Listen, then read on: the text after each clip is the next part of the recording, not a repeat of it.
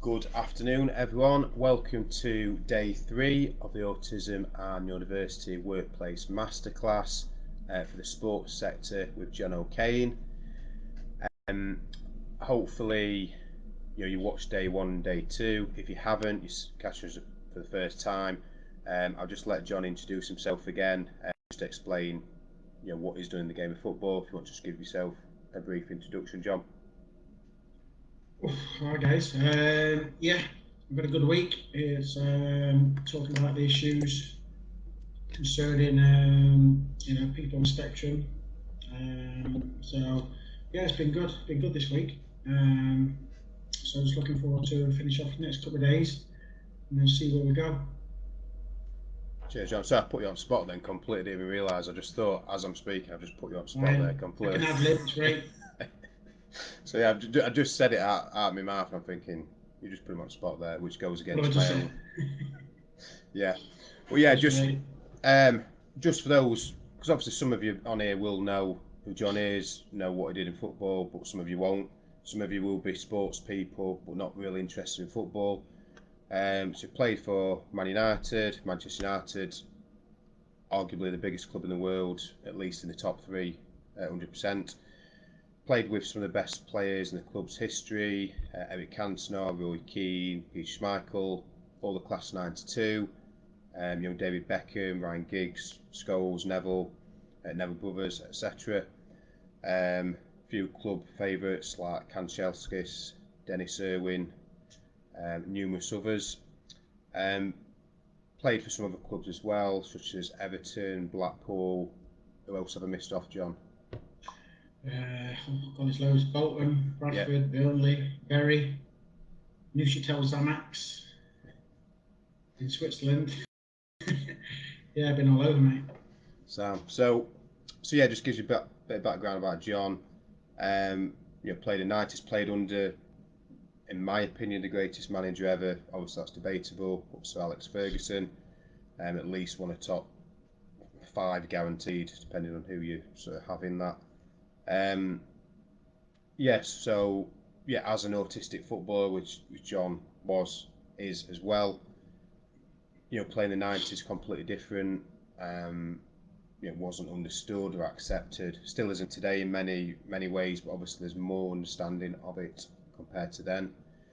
Um, so It's yeah, like lack of awareness, isn't it? Really, people know about it more now. It's on TV and stuff, and the mental health side, but it's still lack of awareness. There's so many it's so complex and so many different things, isn't they? What the spectrum? It's massive, isn't it? It can be confusing sometimes. Like people, you say you don't like that word high functioning, but yeah, you know, we are kind of high functioning, aren't we? I suppose we get by, don't we?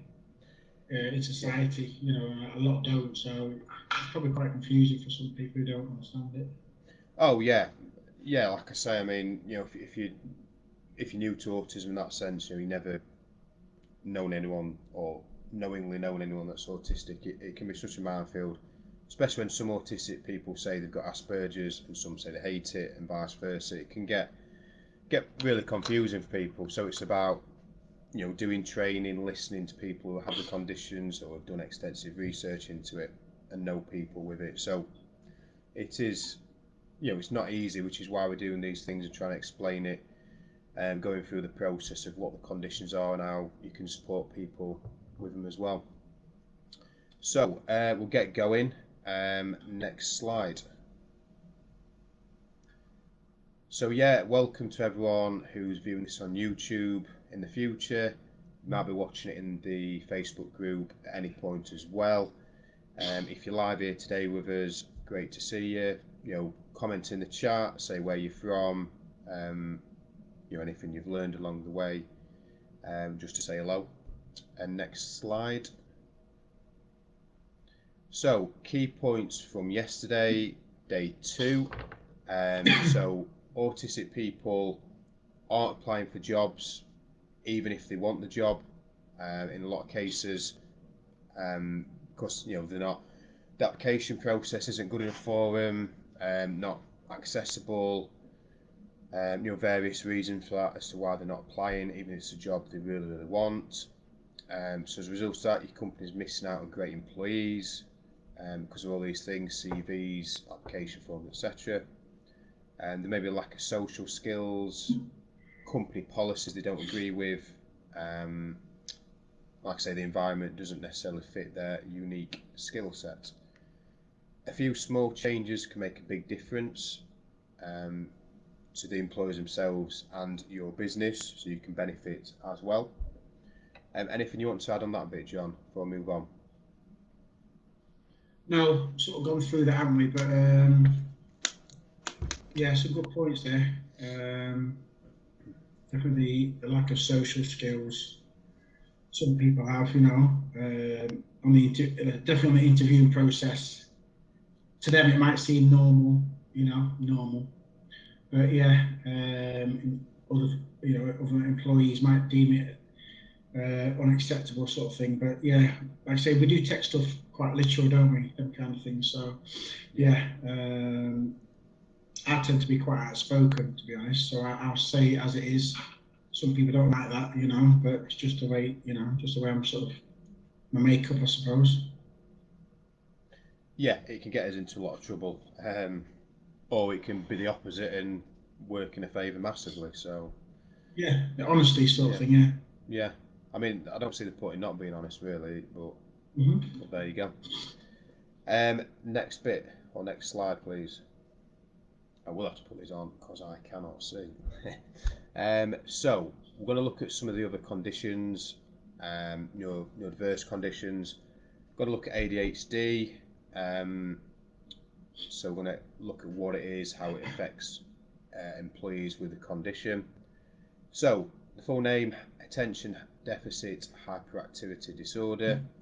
It's a condition or thing or different brain wiring that includes inattentiveness, hyperactivity, and impulsiveness. Now, I'm doing an ADHD thing now and skipping forward. Just in terms of it being a disorder, touched on autism yesterday, saying whether it's a disorder or not. Don't necessarily like the word disorder. What does that actually mean? Same with ADHD. A lot of people don't like that word, sort of take offence to it. It is in the the diagnostic manual for being a disorder. Whether that changes in the future, I don't know. But just so people are aware that a lot of people don't like the word disorder. But a lot of them don't mind ADHD because they don't have to say the word disorder. So there's two different types of it. Inattentiveness, which others can refer to as attention deficit disorder, minus the hyperactivity part. And the other side of it is hyperactivity and impulsiveness. Some people can just have the ADD bit, the first one, others can have the second. Then there's plenty like myself who have a mixture of both, which can have challenges in itself. There's sort of people who sort of get spotted early for having ADHD tend to more be the second one, the hyperactivity side, because they stand out more. They might be labelled naughty, they might be seen as aggressive or arrogant or all these negative things potentially. They can't sit still in some cases. And so these aspects can be highlighted a lot more and spotted. Whereas the inattentiveness side could be more the daydreaming bit, similar to autism in some ways, where they're not labelled as naughty or a problem. They sort of just sit there quietly and they're sort of thinking about a million things, but they're not bothering anyone else as such. So therefore they might be just labelled a bit quiet or distant or in their own world or whatever. A lot of these types go undiagnosed, which is a problem in itself. There's many girls, females, women who go undiagnosed that have this side of it, and then they struggle with trauma throughout their life because they know they're a bit different, but they're told they're the same as everyone, and they have to sort of struggle with that. So, unless you want to add anything, John, on that, we'll move on. No, I was just thinking back then when I was in primary school. All my reports used to be like, "Oh, he's very bright. but he does tend to disrupt the class. I only thought about recently. I was thinking, was I like, was I really hyper back then? I don't. Obviously, I was a bit young, but I just remember always getting my work done really quick. I was quite, I was on it. But then I'd be bounced off the walls. I'd be like trying to like talk and disrupt the class all the time. Not being like naughty, just I suppose just bored, hyperactive, yeah. Yeah. But it just never got picked up. You know what I mean? Back in the what would have been like late 70s, sort of early 80s. But yeah, back then ADHD. I don't know if I'm not going to say it's going to wear off, but I was definitely like a hyper kid. Yeah. Just wanting to be out all the time and just be active all the time. But yeah, I was remembering me in school, just thinking like I'd always be stood outside the classroom because I disrupt the class. You say right, get out of the class. You used to be standing outside the classroom all the time. I always remember being there outside the class. My work was done, always outside the classroom, like because I just couldn't sit still. It's like wow. Yeah. Yeah. Yeah. That's a classic sign of some aspects of ADHD. Obviously, there's overlaps with autism as well. There are big overlaps with autism, and that's where it can get confusing as well. Sort of knowing which is which. But yeah. Next slide, please. So some of the characteristics of ADHD. There's many more we're not going to go through, so this is not an extensive list, just some of them. Short attention span and difficulty listening is a key one, a big one with ADHD. Constantly fidgeting and being restless. Struggle with that one from time to time. Sometimes acting without thinking. Now, just a caveat on that: if you're autistic or have other conditions as well, you may do this sometimes and not others, depending on which condition is sort of taking over as such. So if you've got ADHD, just ADHD, the hyperactive side, you might do this constantly. If you've got other things to balance it out more, you might not always do it. Unorganised and struggle to stay on task. Again, if you've got other conditions, that can help, but if you've just got ADHD, it can be a massive struggle for you. You've got too many things to think about, too many things you want to do and say. You flip from one thing to another, so therefore there can be a lot of unorganised stuff going on. I would say organised chaos, but maybe unorganised chaos to some degree as well. Easily bored and distracted, big one with ADHD. If you're doing something you really want to do, really enjoy, then you can do it. Whereas if it's something you're just not interested in, then you just think, I don't see a point in doing this, I'm not going to do it. Talks quickly, likes from the go. So again, if you've got other conditions, that can slow you down a bit. So like autism, a lot of autistic people speak slower, more methodical, whereas ADHD tends to be quicker. If you've got both, you can flip from one to the other, which I tend to do at times. If I'm more anxious, I suppose, I'd be slower or very, very quick. If I'm talking with friends or something, I'd probably be really quick. If I want to just get rid of someone, I'd probably be quick. And I don't know how I deal with that. I just have to make something up and then get out of it somehow. But yeah. Anything you want to add on that one, John? Yeah, I'm thinking now. I see ADHD. I never thought I'd have ADHD, but looking at all them, I'm definitely all of those except for the unorganised. I'm very organised, but every single one of them is definitely me. There, I'm like, my God, acting without thinking, short attention span, difficulty listening. Sometimes I can just switch off. If you drone on too much, I just literally just a homer bubble comes on. I'm like, fucking hell. Do you know what I mean? I'm like, oh my God. But yeah, easily bored, distracted. Yeah, talks quickly. It's all me. That it's frightening. And I say I don't think I have. I've not been diagnosed with ADHD, but I've definitely got all those. I suppose a lot of people will be like that, to be honest. But looking at it in black and white, I'm like, wow, that is me. That. Yeah, first time I spoke to you, to be honest, it come in my head straight away. I didn't want to say because I wanted to think about it more, do the autism side and sort of methodically think about it. But yeah, just how quick you speak and stuff, that resonates. But yeah, of course, then there's, you know, being autistic as well, there's that overlap. Some things are similar, some things are distinctly different. What I find with autism is, sorry, go on, John. It's because I want to get it out. No, especially like even if I'm playing golf where I'm nice and chilled. Yeah. I still want to talk quickly to people. So I'm thinking to myself, slow down, relax.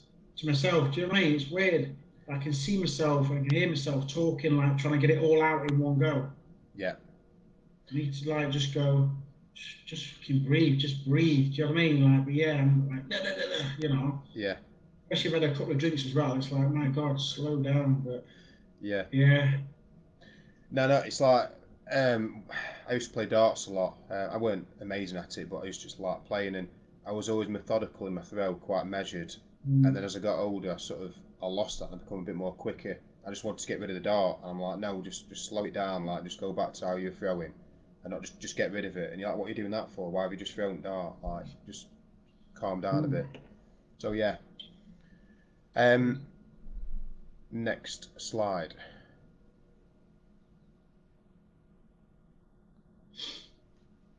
So some more characteristics. May make careless, can't speak now. May make careless mistakes. Just did one myself there. A lot of ADHD people do this. They rush into things, as just been alluded to there. Do things too quick. Want to just get it done out of the way. With autism, tends to be more measured usually. But like I say, ADHD can just, I want to do this, I want to do it now, and then just do it. Money struggles is a big one with a lot of people with ADHD, particularly if you've not got other conditions.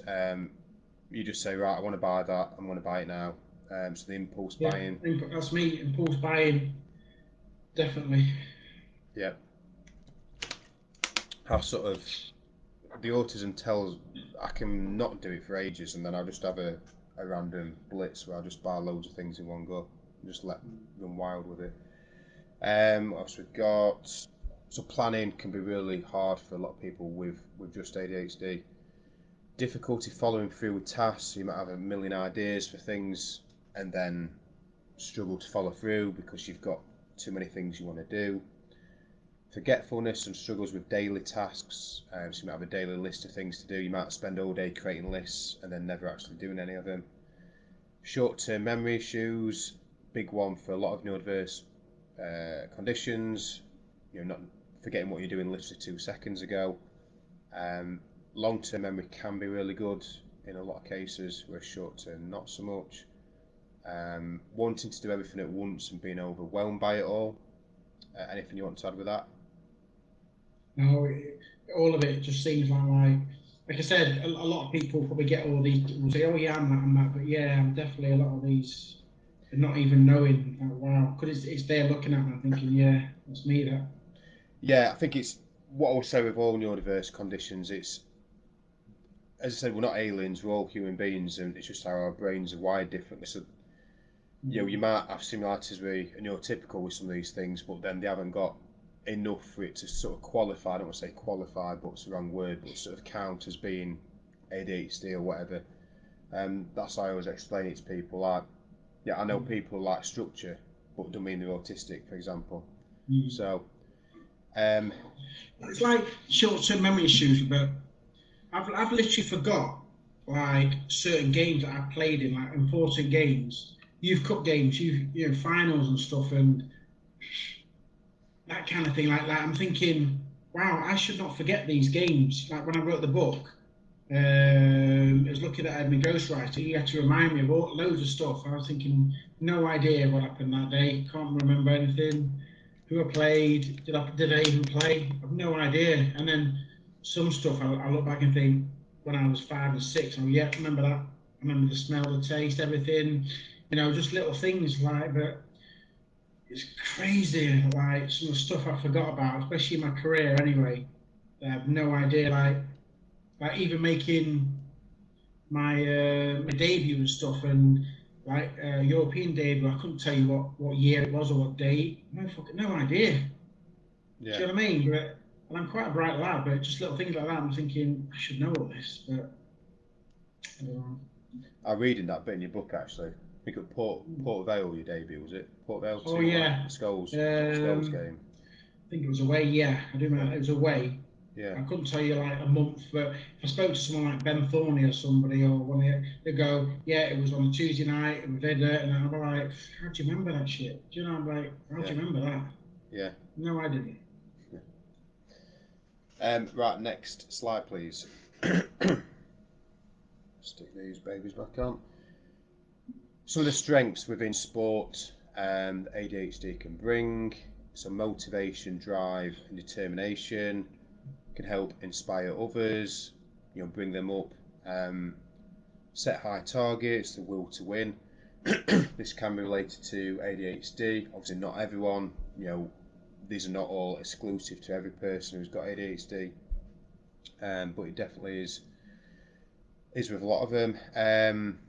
Risk taking, again, risk taking has its benefits and disadvantages, but it can be extremely useful. If you want to be the top, whether you want to be top businessman or top sportsman in this case, you have to take risks somewhere along the way, whatever that may be. Managers, successful managers have to take risks at times, whether it's bringing someone off when no one thinks you should take him off, for example. Tactical changes, whatever. Passion, hyper focus. With ADHD in particular, this is the same for a lot of people. It is really intense with ADHD. Actually loving what you do. If you do that, you can be really, really successful at it. So if you happen to be talented at a certain sport, that can shine through. Hyper focus is a word people may not have come across. So basically, intense focus on one particular thing, whether it's a skill or a hobby or whatever it is. If you're really into it, you're more likely to do well at it if you've got ADHD. Living in the moment. Do find with ADHD you can realise that more. Autism as well. Sort of appreciating what's happening right now and not sort of drifting through life as such. Entrepreneurism, there's a strong link between that and ADHD. Done quite a bit of research into that. I should have put some percentages here. I can't remember, but there's quite a lot of ADHD people who've got their own businesses. Some decent stats out there if you want to have a look. Creativity and outside the box thinkers, obviously related to sport. If it's football, thinking a pass that no one else would think about. Tennis or something, thinking of pulling off a shot that doesn't look sort of possible. Same with snooker, for example. Darts, you might go a different way on the board. All sorts of things. Cricket, I'm not a big cricket fan if I'm honest, so I'm trying to think cricket examples. I can be creative in cricket. There will be some ways. Can't think of any off the top of my head. Apologies for that. Going back to snooker again, like a trick shot or something like that. Do you want to add anything on that, John? No, it's all pretty there. But yeah, one stands out is living in the moment. Definitely, I've sort of, especially money-wise as well. I've always sort of lived for the moment. Like I say, never really sort of planned much for the future. I always thought, I've always thought I could die tomorrow. Do you know what I mean? It's even back in the 90s, I was thinking, no, I'm going to live and have a good life, which I did, and just live for the moment. Yeah, it's always been sort of that way.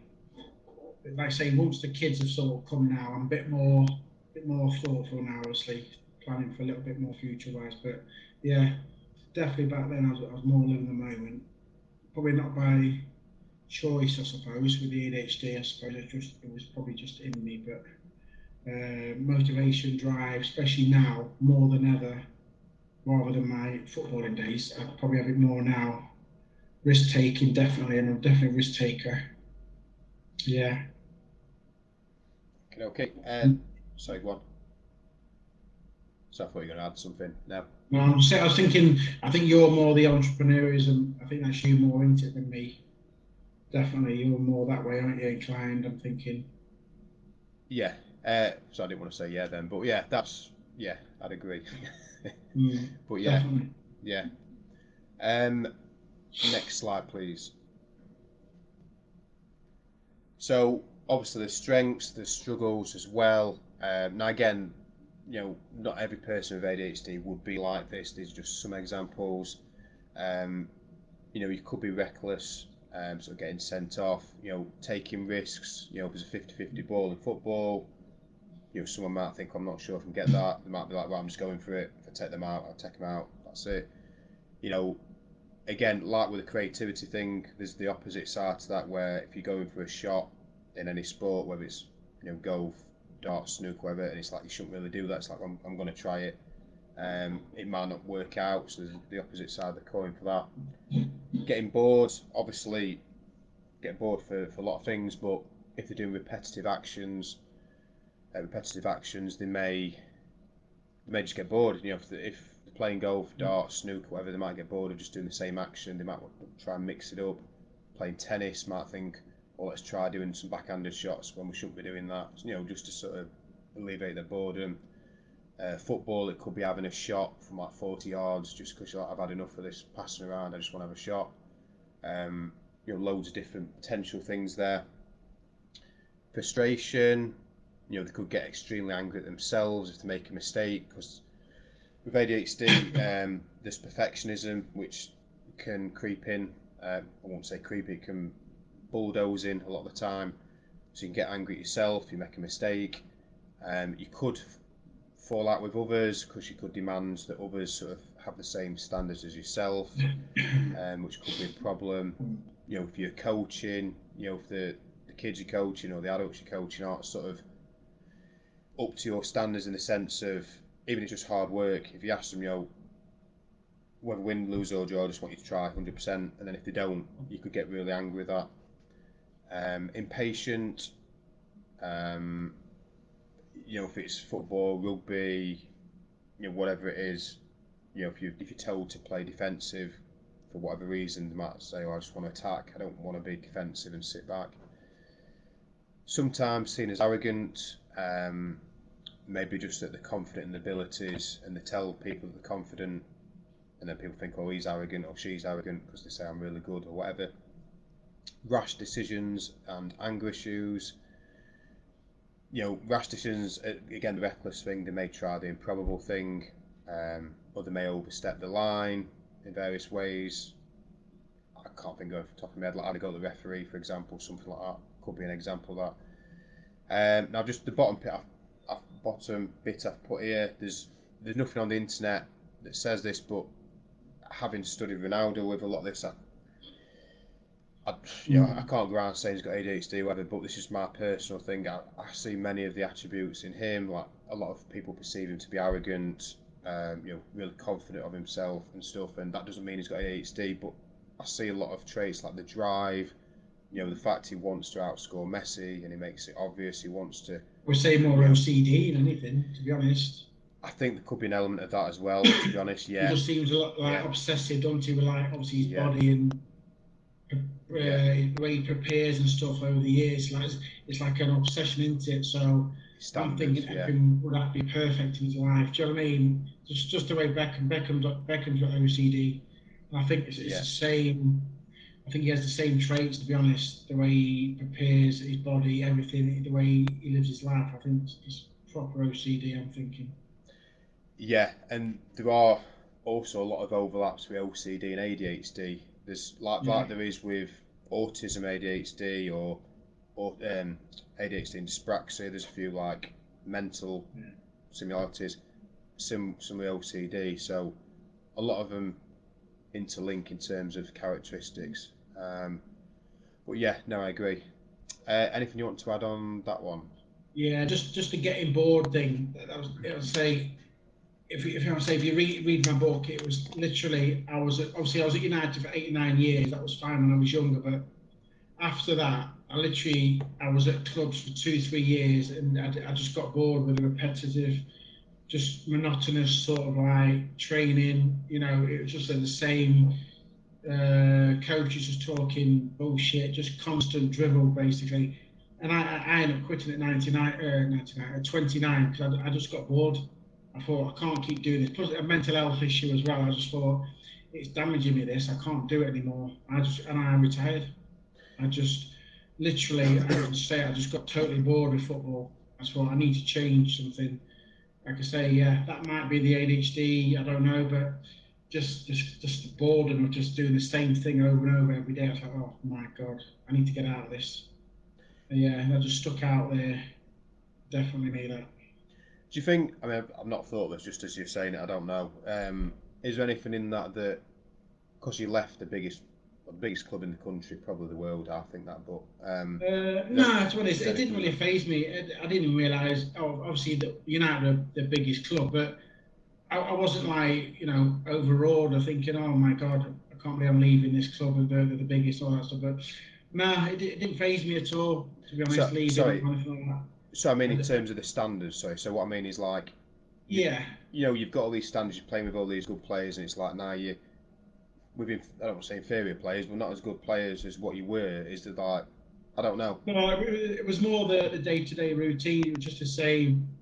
Like I say, I support United, so I was loving it there. It was Yeah. only probably the last year or so where I just thought, I'm just treading water here. I need a new challenge, and that's why I chose to leave and go to Everton. I wasn't pushed out the door. I was offered another contract, to be fair, but I thought something needs to change here, and so yeah, I signed for Everton. But then it was great first like year and a half, and then a new manager comes in and just the same routines. Oh my god! And just sort of self sabotage myself in a weird way. I just sort of thought, nah, I can't do this. And probably body language, attitude, just thought. And then I got to another club, same routine, done really well first year or so, and then got bored, switched off, and again, Bolton, Blackpool, did it all the same. And then in the end, I sort of woke up and thought, oh, God, I need to get out of this cycle. And I did in the end. I just thought, oh, I'm out of here.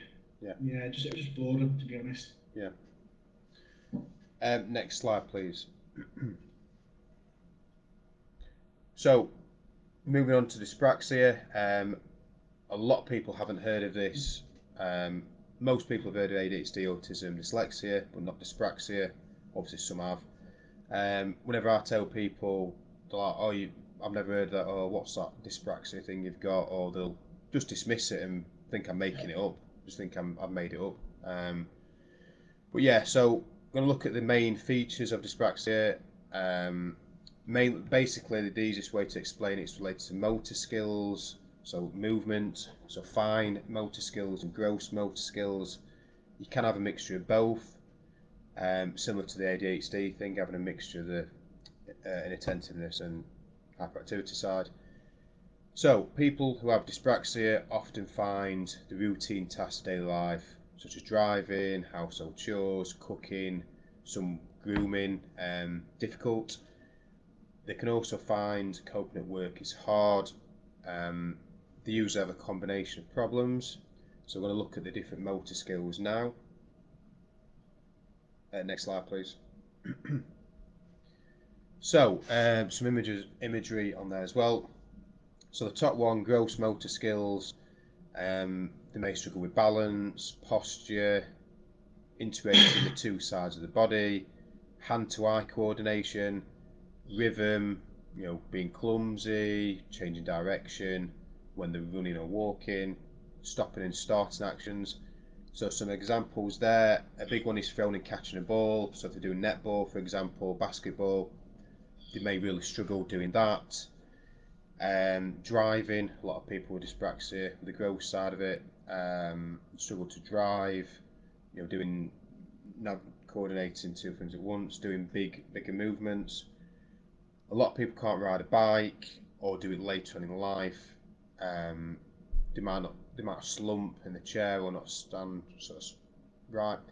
Dancing, they might really struggle with dancing, like moving all the body at once or knowing which bit to move at which time. They might come across as robotic or just clumsy and like arms and legs all over the place. Onto the fine motor skills side of it, this one I struggle with more.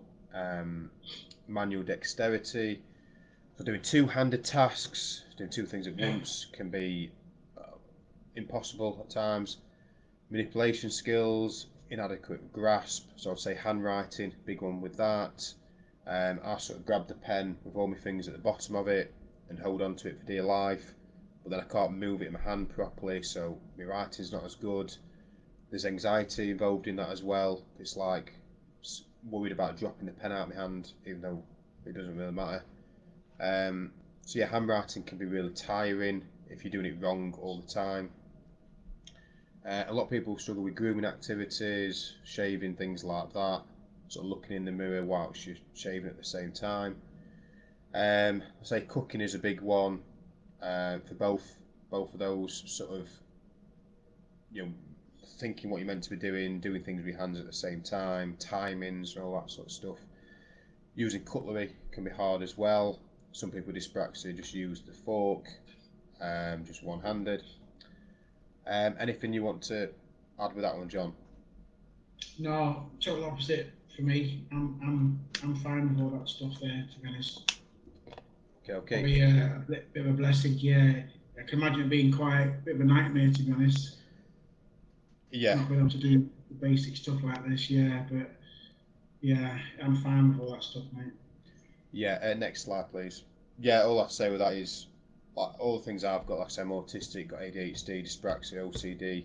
Things I'd say dyspraxia is probably the hardest one for me to deal with. ADHD takes the most attention. It's sort of all or nothing. It's amazing or it's awful. Whereas dyspraxia, it's a constant struggling to do certain things, and yeah, it's the hardest one to deal with, I think. Right, so some of the characteristics of dyspraxia: may struggle with speech. A lot of people don't realise this. Obviously, a lot of people don't know what dyspraxia is. If you do, you don't think of the mental side of it, you just think of the physical side. They may talk continuously, similar to ADHD. This is where there's overlaps. Organising, talking sequences, something I struggle with from time to time. Sequencing words. Unable to pronounce certain words can be an issue. Eye movements. So what that means is following a moving object, you don't necessarily do it smoothly like everyone else. Losing your place while you're reading. I think ADHD can have similarities with this, but you could be reading a book and you just lose where you are on it. You have to keep rereading the same thing. Poor relocating, so basically finding something again, finding that line on the page or whatever. Perception, relating to different senses, so poor visual perception, oversensitive to light, similar to autism, or background noises. Again, similarities with autism here, under sensitive to touch. Smells and tastes could be an issue. Spatial awareness is a massive thing with dyspraxia. You may under or overcompensate, so I sort of overcompensate, whereas a lot of people with dyspraxia bump into things, which is why they won't be good with driving, constantly bang into things and bump into people or whatever. I tend to do the opposite. I give too much room, so it's like, why is he left 5 foot here? I don't need to. Driving, the common, you can fit a bus through there. I struggle with that sort of thing because I'm like, can I get through? I don't know, because I can't measure the space. Sometimes I just drive and like, oh, I make it through, which is not ideal. But yeah, little sense of time, speed, as I mentioned, distance, weight, just timing things in general you can really struggle with. So like cooking, I just don't do cooking just for many reasons. I get bored, the ADHD side, then the dyspraxia side says, no, you can't do that. You need to stir this for so many seconds and then do something. Yeah, you're just like, no, I'm not doing that. Inadequate sense of direction, massive thing with dyspraxia, getting lost. Directions, I was saying on the call earlier, if you're in the car, you're trying to find a venue, you pull up and say, excuse me mate, do you know how I can get to some such? They'll say, yeah, you take left here, then you go right, down to the bottom, there's a church, then you turn a left and right, another left, and then it's just bottom road, it's easy. So now I'm thinking, right, I think there were left there at the start, there might be right, and then a church. I can usually remember 3. And I'm like, get to church, what do I do now? I'll have to ask someone else, excuse me mate, do you know where you get to such? And keep repeating until I eventually get there. If I'm walking, it can be the same thing. I'll just, if someone gives me like more than 3 instructions, I'll just say no. I'll nod and say thanks, and I think I'm not going to find it anyway. Basically, so, and then just ask someone else. It's just repeat that routine.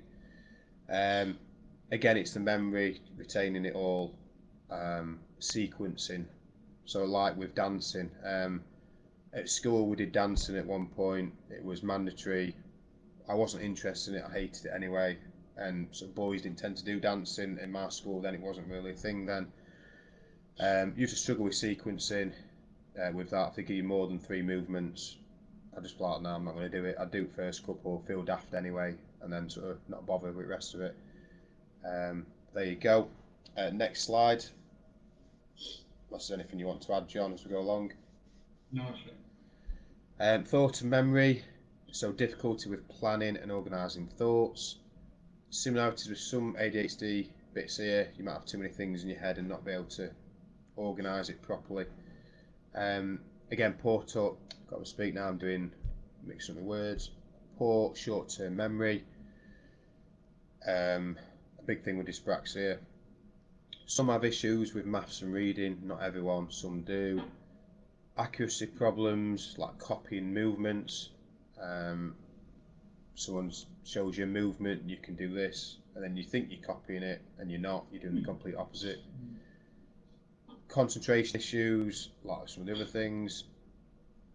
May struggle to do more, not more. May struggle to do more than one thing at a time. Slow to finish a task. Definitely, a lot of people with dyspraxia struggle with them. Multitasking is a big no-no, even if you want to. Emotion and behaviour, difficulty listening in large groups. Similar to autism, too much stuff going around you. You can't hear the person next to you, but you can hear someone so many yards away. Slow to adapt to things happening around us. You can be impulsive, like ADHD, and erratic as well. Unless you've got any comments, we'll move on from that, John. Next slide. Oh, there we go. So some of the strengths for dyspraxia and sport, even though some of us may have coordination issues, gangling movement, or what's the word, just legs all over the place when you're running or whatever. Leadership is one of those skills, could make great managers or coaches. Part of that is we can display great empathy. Not all of us, of course, but it is a trait of dyspraxia. So this can help us to understand and develop others around us. So in terms, if you're a football coach or any sports coach, netball coach, whatever, passing on the knowledge. So that obviously good traits of leadership, coaching, those sort of roles. Similar thing with strategy, coming up with new training plans, whether it's one-to-one, could be a tennis coach, football coach, whatever. Tactics, thinking about it and being strategic in how to play better, perform better and win. Problem solving, similar to ADHD in this sense, finding a way to win. Looking at something, we're losing in whatever, it's a rugby match for example, we're losing, how can we change what we're doing to find a way to win. Being able to implement new systems, so coming up with different approaches, different tactics, and we can sort of do this as the game or match is progressing. Determination and resilience, driven to get results, can be better equipped to overcome setbacks. Enthusiasm and passion, similar to ADHD, if you care about your work. Also, this is where it's probably different to ADHD, more where sort of wanting to help others out a lot more, down to the empathy side of it. Can understand where others are coming from, for example. Creativity, like with a lot of neurodiverse conditions, you can produce moments of brilliance, partly because if you do things differently, if you run differently or whatever, your technique might seem odd, but then you could use that to your advantage. You could try new techniques, or different techniques. Noticing small details, So this can help if you're scouting, for any sport. You're thinking, oh, they do that really well. I've not seen anyone else do that. Let's look at them a bit more, see if they're any good at doing this. Behaviours, sort of spotting certain behaviours that can help with the empathy side of it. So, if someone looks like they're not quite on the top of the game, it's like, well, why is that? You can notice small details. You can spot it before others. You say, well, they didn't perform very well the last couple of days, like last couple of games or matches. They've not been awful, but they've not been quite at the top of the game like they have been. Whereas other people wouldn't necessarily recognise it, just like, oh, they're playing alright still. It's like, no, there could be something in that. Spotting weaknesses or things to work on or strengths in others, so then you can use other people's strengths to help yourself. For example, if it's football or rugby, you could do some running off the ball to create some space for someone else to move into, so they can work a bit of magic or whatever. So if you're not necessarily doing anything with the ball, but you may take others away from that situation, may take defenders away to create that space. Anything on that you'd like to comment on, John? No, just some good traits there, aren't there? Some good strengths there. Like I say, in any environment, in the workplace, if you have any 2 or 3 of these, you'll do okay, won't you? Yeah, I have a lot of stuff in there, to be honest. Yeah, myself, leadership and stuff like that, problem solving, enthusiasm. Yeah, small details. Yeah, definitely small details. I tend to see everything, especially when I was doing a bit of coaching, a bit of managing. Yeah, I would notice stuff that other people didn't notice. I was quite good at that myself, to be honest. But yeah, like I say, in any environment, a lot of these strengths will definitely make you successful, I'm thinking. Yeah. Okay. Next slide, please. So struggles with dyspraxia. Again, technique, so coordination skills. When they're holding equipment, movement, they may look awkward. Fatigue, partly because they're not doing things. The technique might not be as good with certain things, so it might fatigue them more because they're having to work harder. For example, swimming. I used to do doggy paddle for years. I couldn't do proper swimming, I forgot what it's called now. Normal, I can't remember what it's called. Crawl, yeah. Yeah. So I had to do doggy paddle, which meant having to work twice as hard because my arms are going like Billy-O and my legs were as well. So yeah, technique can then make you fatigued if you've not got it right. Multitasking. So some sports involve multitasking, Formula One driving, racing, that sort of stuff. You've got lots of things to be concerned about. Movement, as I've said, jumping, turning actions, body shape. So using the hands. So if you're a coach, for whatever sport it is, you might struggle. Say if you've got to put up a tennis net, you could struggle with that, not knowing how to do it. So if you're a coach, you might need a bit of support, set up the equipment. Just a bit of appreciation from parents, for example. If you see someone struggling, don't think they're the coach, they should know how to do that. Putting barriers up, if it's a football or rugby match, something like that, you've got to put some barriers up at the side to keep supporters behind. Tying shoelaces, some adults will still struggle with that. Obviously not good if you're playing a sport. So yeah, just some support required there. Next bit. Is there anything you want to add on that bit before we move on? No, pal. Okay. So dyslexia. Now, as I said on day one, I'm autistic. I've got ADHD Dyspraxia. Haven't got dyslexia, so I don't claim to be an expert. It's not something I instinctively know or learn. I don't feel it, if you know what I mean, like the others I do. But we're just going to do a little bit on dyslexia, explaining what it is, how it affects people. So it's a common learning difficulty that can cause problems with reading, writing and spelling. Now a lot of dyslexic people will get annoyed at that and sort of say it's not just that, there's so much more to it. But these are some of the common problems that people do recite when they've got dyslexia. It's a specific learning difficulty, which means it causes problems with certain abilities used for learning, such as reading and writing. Unlike a learning disability, intelligence isn't affected. So there's many stories of dyslexic people saying I was always labelled thick at school or stupid because I couldn't write or read, whichever one it was, which is not the case. In many cases they've got above average height, they're intelligent above others, just that they don't show it in stereotypical ways like everyone else does. So yeah, it's a big problem for dyslexic people where they're getting labelled all these negative things, which is obviously not nice.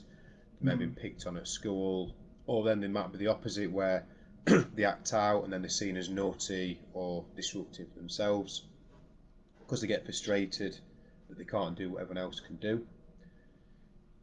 Next bit. Just let me know if you want to jump in, John, at any point.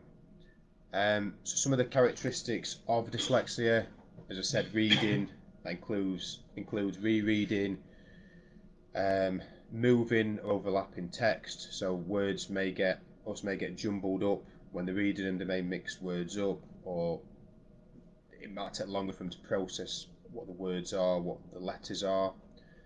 They may lose their place while they're reading as well. Spelling, similar sounds can cause, not causing confusion. Hearing sounds, remembering words. So in terms of spelling, there's a lot of difficulties there. Listening, they may not be able to shut out background noises. They may really struggle to take notes because they can't write quick enough, because they can't process the letters quick enough. So if a teacher or whoever it is, a coach, is getting them to write things down, they may struggle with that. Writing, so problems finding the right word. They might be able to put some words down and think, I can't think of a word to put in here, so they may have to spend extra time processing that. Organisation of it, and just a lot of people say they struggle with getting ideas down on paper. Memory, so similar to dyspraxia in some ways, the sequencing of it, they might struggle to remember dates, they might not know the alphabet, or they might struggle to remember it, which order it comes in. Remembering phone numbers could be an issue. So all this can then affect the reading and writing skills, obviously. Motor skills, some of them with dyslexia have problems with coordination, handwriting, similar to dyspraxia, difficulty copying things, similar to dyspraxia as well. Speed, they may be a lot slower to talk if they're reading off something, or again, writing things down, copying. As a result of that, they may have behaviour issues as well. Anything you want to add on that?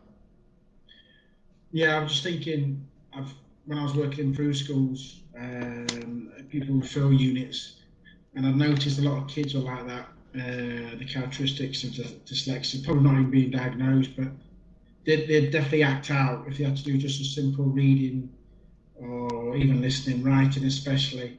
They'd just play up and won't want to be removed because they couldn't do it. Do you know what I mean? Looking back, you think, just sit down and just get on with it. But yeah, if you can't grab the fundamental, the basics of writing, and it must be a nightmare seeing it, and it looks just it all looks jumbled up. Do you know what I mean? That was fine, but yeah, if you've got dyslexia and you can't see simple tasks like this, like spelling and reading, it must be a nightmare. Yeah, and obviously if you look at sports as well, probably referring to more American now, but like anywhere really, where you're at college or university or whatever, and you're doing a scholarship or something, whatever it is, and you're doing a sport, but you have to do your subjects as well, so your English, whatever it is, you have to do your school as well as that. And if you don't do that, you can't get into the team, for example. But if you've got dyslexia, yeah, I've seen programs on that where you got to make sure your grades are up or you don't play. Yeah. Which obviously then, if they've got dyslexia and they really struggle with that, then that can be so frustrating because they might be really talented at the sport, which is what they want to do, but they're not able to do it because of the other stuff, which is really bad. But yeah, there's, like I say, dyslexia, a lot of people have heard of that compared to dyspraxia, but still a lot of people don't appreciate it and will call people stupid or need to try harder or whatever. Next slide. So some of the strengths in relation to sport, similar to other neurodiverse conditions, thinking outside the box, so might be able to look at things differently. Practical, many people with dyslexia are quite practical, both physically, like doing manual things, or if they're using equipment, using a tennis racket, snooker cue, they might pick up that naturally. The technique might be really good, but in terms of thinking, they might come up with solutions and innovative systems as well. Solutions to problems, might be able to quickly think, okay, we're losing here, or I'm losing in sport. I'll change something. I know what I need to do to correct that. Visual thinkers, so big picture ideas, visionaries. Pattern detection, similar to autism. They may be able to spot, different styles and methods. They may see if the opposition is doing something differently, or they've changed something. They may be able to adapt to that quickly. Or use it to their own advantage, so taking that style and using it themselves. Goal orientated, they may get things done at speed, and obviously to contradict what we were saying with speed earlier, where they may need more time to process things to read or write. If it's doing sports, they may be able to do things a lot quicker than other people. Creativity, again, different styles of play, the visionary side of it as well. Next slide. So struggles, unless you want to add anything with that one, John, sorry. Okay. So some of the struggles in sport, again, reading, writing, but if they're a coach and they've got to do lesson plans, session plans, should I say, that could be an issue. So are there ways around that? Could they get help from someone to actually do that? Blocking out external noises, people, so if they're coaching or playing, performing, they might not be able to block the crowd out, for example, which could be an issue. If they've got to do, higher up the chain, if they're a manager or a player, performer, they've got to do a press conference. It could be a boxer, MMA fighter doing a press conference, or football captain, rugby manager, whatever. Or an interview, snooker player doing an interview. If they've got to do that, they might struggle. If they've got to, they might struggle to find the words that they want to say, so they might come across as less intelligent, even though they're not. Communicating it during matches, or training, if they've got to explain things to others. May take them longer to understand tactics or plans, depending on the method of communication. If they're verbally being told, they might be fine with it. If they're looking at a whiteboard with all positions on and stuff with names on, they might jumble up the names and get confused with that.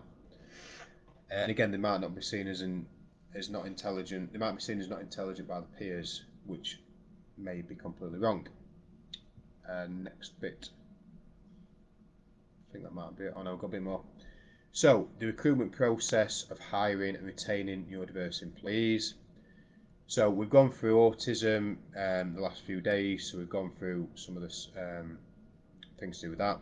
So, we're just going to go through a few things for each condition here. So, in terms of ADHD, application forms may bore them too much to the point where they just can't do it. It's not an excuse. It's not like, well, everyone needs to do it. They might really struggle. If they're doing interviews, they may talk too much. They may need to do different tasks. So if you're training, could you break it up rather than doing 2 hours solid of some sort of drill? Could you say, well, we'll do half an hour of this, half an hour of that, and break it up a bit? They may be unable to sit still. If they're in a room, they have to listen to a coaching conference or something. May struggle to concentrate. I've just done it myself. Struggle to concentrate or focus. Keep questions to the point. So if you're asking them stuff, don't go the long-winded way around it, because you might lose them. Is there anything you want to add on that one before we move on? No, it's fine, buddy. Dyspraxia, they may struggle using equipment. I touched on this earlier, setting up tennis nets, football nets. It's been a nightmare putting pegs, them bloody clip things you have to put on netting. Used to hate doing that. There's a way around that. I used to get people to sit on my shoulders, let them do nets, and I'd just walk around with them on my shoulders. Or I used to go and put corner flags in, and some of them would fall out anyway. They're like, who's put that corner flag in? I about looking around thinking, wait me. So yeah, lots of different problems with equipment there. Football bags, doing them drawstring things could be a problem as well. If you're interviewing people with dyspraxia, they may get lost on their way to the interview. They may struggle with setting up whiteboards. You know, if they're a coach, they've got to do a big training session, an indoor one, you know, tactics or whatever. Dyslexia, they've got to do a job application. They may fail at that first hurdle, actually reading the application. Interview questions, they may need more time to process.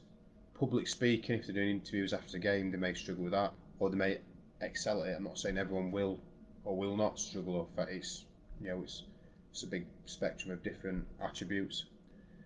Next bit, unless you want to add anything. Nobody. Next slide, please. Right, so we've come to the end of day 3. Thanks everyone for coming. Tomorrow back at 10 a.m.